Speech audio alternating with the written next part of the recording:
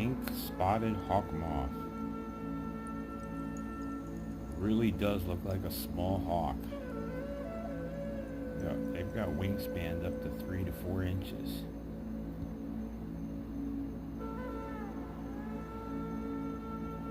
Easy to identify with that vivid pink coloration.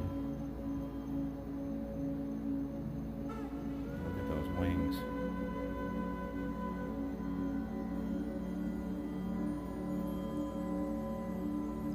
They have a body size of about 2 inches.